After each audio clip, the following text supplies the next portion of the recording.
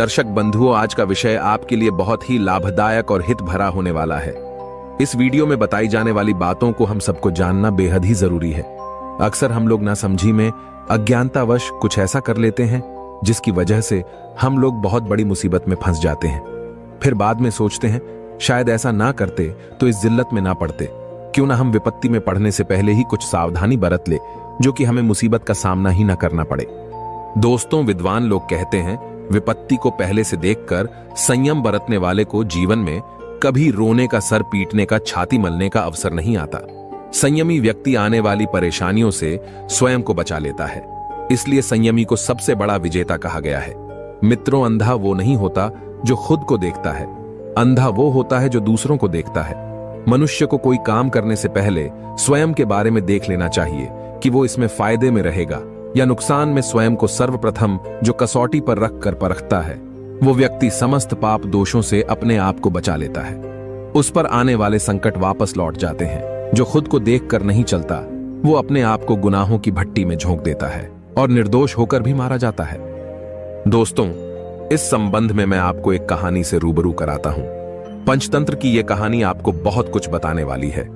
श्री विष्णु शर्मा जी कहते हैं, किसी कुएं में अपने बड़े से परिवार के साथ एक मेंढक रहता था।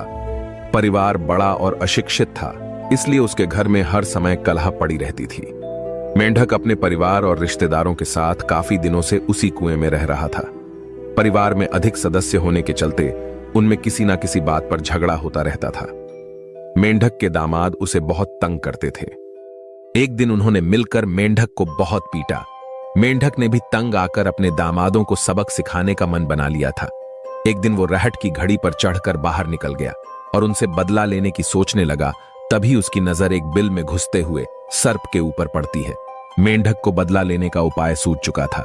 उसने सोचा, क्यों ना मैं उन दुष्टों को इस सर्प से नष्ट करवा दूं, क्योंकि कूटनीति ये कहती है कि अपना काम साधने के लिए शत्रु के सामने शत्रु को और बलवान से बलवान को भिड़ाना चाहिए, क्योंकि ऐसा करने से दुश्मन को मारने में कोई तकलीफ नहीं होती। कहते हैं जिस तरह कांटे से कांटा निकाला जाता है, उसी तरह दुख देने वाले शत्रु को शत्रु के द्वारा ही नष्ट करवाना चाहिए।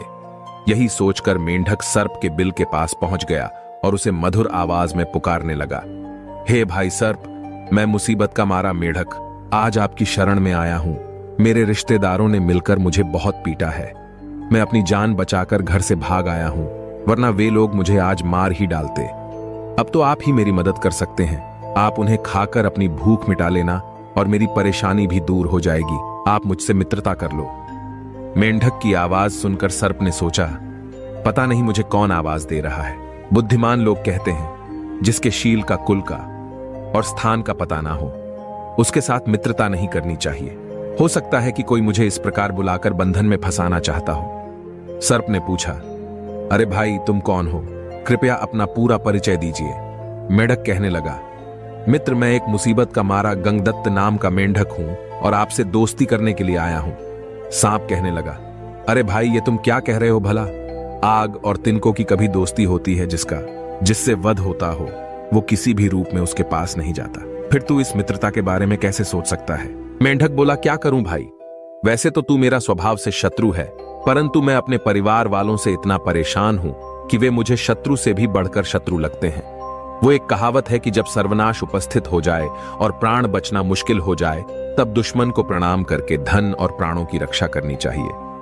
मित्रों, मेंढक की बात सुनकर सांप ने सोचा कि मैं तो अब वैसे भी बूढ़ा हो चुका हूं, मुझको अब शिकार भी नहीं मिलता है। क्यों ना चलकर उन मेंढकों को ही खाकर अपना पेट भर लूंगा। कहते हैं जो व्यक्ति कमजोर हो गया हो, जिसका कोई सहारा ना हो, ऐसे व्यक्ति को ऐसा कोई काम पकड़ना चाहिए जिससे आराम से जीविका चलती रहे। इस प्रकार सर्प मेंढक के साथ चल दिया। मेंढक ने कहा, मित्र, एक बात ध्यान रखना, जिसको मैं बताता जाऊं तुम उसी को खाना, क्योंकि उस परिवार में, उस कुएं में मेरा भी परिवार, मेरी भी पत्नी और बच्चे रहते हैं। सर्प कहने लगा, मित्र, तुम चिंता ना करो, आप जिसे कहोगे हम उसे ही खाएंगे। मैंने तुम्हें अपना मित्र माना है, डरने की कोई बात नहीं है। मैं अब केवल तुम्हारे इशारे पर ही काम करूंगा। दर्शक बंधुओं, इस प्रकार मेंढक ने सर्प को ले जाकर कुएं के एक खोखले में बैठा दिया और हाथ का इशारा करके अपने शत्रुओं को उसे दिखा देता था। सैकड़ों मेंढकों को देखकर सर्प मन ही मन बड़ा खुश हुआ। सोचने लगा, इस मूर्ख ने तो मुझे स्वर्ग का सुख दे दिया है। अब तो मित्रों, वो सर्प रोजाना 1-2 मेंढकों को खाने लगा। कुछ ही दिनों में उसने मेंढक के सारे शत्रुओं को खा लिया। जब कोई शत्रु बाकी नहीं बचा तो सांप ने मेंढक से कहा, अरे भाई मेंढक, तुम्हारे शत्रु तो मैंने सब समाप्त कर दिए हैं। अब ये बताओ कि मुझे भूख लग रही है, मैं अपनी भूख किसे खाकर मिटाऊं? मेंढक बोला, मित्र, अब आप यहां से चले जाओ और बाहर जाकर अपनी भूख मिटा लेना। मेरा काम खत्म हो चुका है, मेरे सारे शत्रु मारे जा चुके हैं। मेंढक की बात सुनकर सर्प मेंढक से बोला, अरे मूर्ख, तू मुझे यहां से जाने के लिए कह रहा है? अब बता मैं कहां जाऊंगा? मेरे बिल पर तो किसी और ने अधिकार जमा लिया होगा। अब तो भलाई इसी में है कि तुम मुझे यही रहने दो और अपने परिवार में से ही मेरे खाने का प्रबंध करते रहो, नहीं तो मैं सबको खा जाऊंगा। मित्रों, मेंढक बेचारा बुरी तरह फंस गया था। वो अपनी भूल पर पछता रहा था। सोच रहा था, काश मैं इस सांप को यहां ना लाता। अब तो मेरे और मेरे परिवार के ऊपर ही संकट आ खड़ा हुआ है। अब मैं इसे मना करूंगा तो ये सबको खाएगा। इससे बचने का अब तो एक ही उपाय है कि इसे एक मेंढक रोज खाने को देता रहूं। किसी ने सच कहा है कि अपने से अपार ताकत वाले शत्रु के साथ जो मित्रता करता है वो स्वयं ही जहर खाता है, इसमें कोई शक नहीं। मेंढक सोचने लगा कि जहां जिसका सब कुछ जाता हो, वहां अगर थोड़ी सी चीज देकर अगर बात बनती हो तो दे देना चाहिए, क्योंकि जोरावर व्यक्ति की मांगने पर जो निर्मल पुरुष दान भी मन से नहीं देता है, बाद में वो सब कुछ ही छीन लेता है। चतुर व्यक्ति वही है जहां सब कुछ जाता हो वहां आधे को ही बचा ले, क्योंकि सर्वनाश उसके लिए दुसह हो जाता है। थोड़े से के लिए बुद्धिमान पुरुष अधिक का नुकसान नहीं करते। मेंढक भी लाचार होकर अब उसे एक मेंढक खाने को देता था। एक दिन सांप ने अन्य मेंढकों को खाने के बाद मेंढक के पुत्र को ही खा लिया। इस बात से मेंढक बहुत दुखी हो गया और रोने लगा।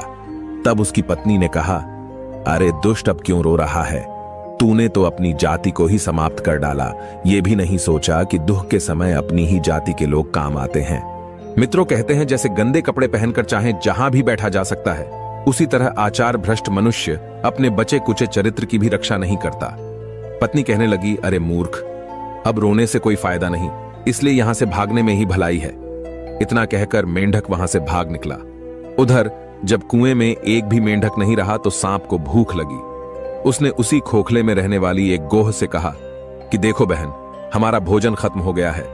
मेंढक भी यहां से धोखा देकर चला गया है। अब तुम एक काम करो, तुम जाओ और वो मेंढक पास के ही तालाब में गया होगा, तुम उसे बुला लाओ। सर्प की बात मानकर गोह मेंढक को ढूंढती हुई पास के तालाब के पास पहुंच गई और उसने सर्प के बुलाने की बात उसे बताई। मेंढक कहने लगा, अरे गोह, जा जाकर उस दुष्ट से कह देना कि गंगदत्त अब उसके जाल में फंसने वाला नहीं है। वो पापी है, धूर्त है। किसी धूर्त का विश्वास नहीं करना चाहिए, क्योंकि कहते हैं भूखा आदमी कौन सा पाप नहीं करता, कमजोर आदमी निर्दयी हो जाता है। मेंढक बोला, सब कुछ खोकर अब मेरी समझ में आ गया है कि अपनों के साथ विरोध बलवान के साथ, स्पर्धा स्त्री, बालक, वृद्ध और मूर्ख के साथ विवाद कभी नहीं करना चाहिए। मूर्ख पुत्र, मूर्ख कन्या, क्रोध करने वाली स्त्री, दरिद्रता, दुष्ट पुरुषों की सेवा, नृत्य, कर्जा लेकर खाना, ये 6 बातें सुख देने वाली नहीं होती है। इनसे मनुष्यों को दुख ही प्राप्त होता है। मेंढक अब समझ चुका था कि आपस की कलह हमेशा दुख का कारण बनती है। इतिहास साक्षी है, आपसी कलह से ही महाभारत हुआ। आपसी कलह होने से ही हमारे देश पर मुगलों का और अंग्रेजों का शासन हुआ। कहते हैं भूलकर भी इन 7 लोगों को अपने घर में बुलाकर नहीं लाना चाहिए, चाहे कितनी भी गहरी दोस्ती हो। वे 7 लोग कौन से हैं? तो आइए ध्यान देते हैं। नंबर 1, बुरे काम करने वाले लोग, उनसे चाहे कितनी भी गहरी दोस्ती हो, उन्हें अपने घर में बुलाकर नहीं लाए। नंबर 2, बहुत अधिक खाने वाले को। नंबर 3, सबसे बैर बांधने वाले को। नंबर 4, बहुत बड़े ठग को। नंबर 5, हिंसक कार्य करने वाले को, जो दूसरों को कष्ट देकर सुखी होने की कामना रखता हो। नंबर 6, देश व काल का ज्ञान ना रखने वाले को, जिसके देश का कुल का पता ना हो, जिसे समय का ज्ञान ना हो, उसको। नंबर 7, निंदित भेष धारण करने वाले को, जो लोग ऐसी वेशभूषा बनाकर रहते हो जिसकी सब लोग निंदा करते हो, उन्हें अपने घर में भूल कर भी ना बुलाकर लाएं। मित्रों, इन 7 लोगों को अपने घर में कभी बुलाकर ना लाए, और यदि आ भी जाए तो अपने घर पर उन्हें कभी ठहरने ना दें।